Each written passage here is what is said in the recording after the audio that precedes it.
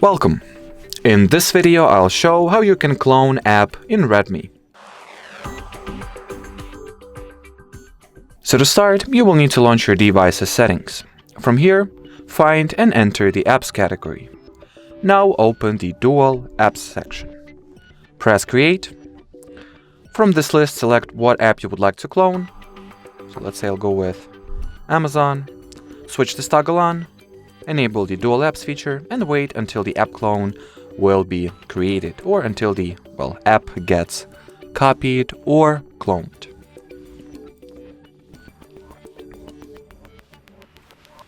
And as you can see, the app clone has been created successfully and added to your home screen. So the way you can tell the app from the app clone apart is by this little Dual Apps icon at the, app shortcut. And to be even more exact, at the app's bottom left corner. And as far as this video goes, that'll be it. So thanks for watching and bye-bye.